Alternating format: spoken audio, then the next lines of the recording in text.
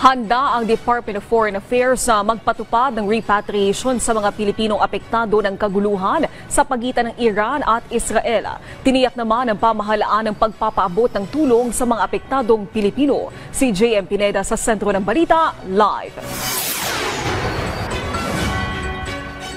Naomi, sa gitna nga na nagpapatuloy na girian ng dalawang bansa na Iran at Israel ay may handang tulong o may nakahandang plano ang pamahalaan para sa mga Pilipinong apektado nito. Ayon kay PCO Undersecretary and Palace Press Officer Claire Castro, nakahanda ang Department of Foreign Affairs sa posibleng pagpapalikas ng mga Pilipino sa Iran habang may mga pumunta na rin naman na kawani ng gobyerno sa Israel para kamustahin ang kalagayan ng mga Pinoy sa bansa. Partikular na nga yung 4 na Pinoy na nasugatan dahil sa airstrike. Ang direktiba ng Pangulo sa DFA, DMW at OWA ay mabilis ang tulong sa ating mga kababayan. No one is left behind. Yun ang tagubilin ng Pangulong Marcos Jr. Mga taga-Rehoboth ang mga Pinoy kung saan 2 kilometro mula sa tibog ang Tel Aviv ang layo ng mga ito. Matatandaan na kinumpirma nga ng DFA na may nasugatang Pinoy sa airstrike kahapon.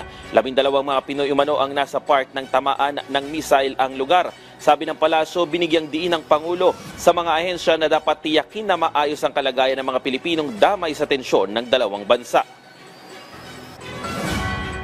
Ang DMW at OWA ay dapat siguraduhin ang safety and well-being of the OFWs na apektado ng tensyon dito sa Middle East. At magkakaroon po, ngayon po ay nasa crisis mode at heightened alert ang DFA, ang DMW at OWA para matulungan po ang mga OFW at ang kanilang mga pamilya. May 24/7 din na help desk ang OWA para sa mga mabilis na pagtugon sa mga problemang kinakaharap ng mga Pinoy sa Middle East. Kahit sa abroad ay bukas din ang linyang yan para matugunan agad ang mga hinihiling tulong ng ating mga kababayan.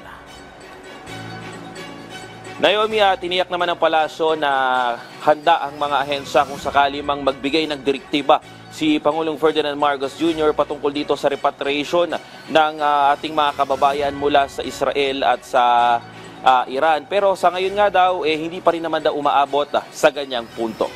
Yan muna ang latest. Balik sa iyo, Naomi. Maraming salamat, JM Pineda.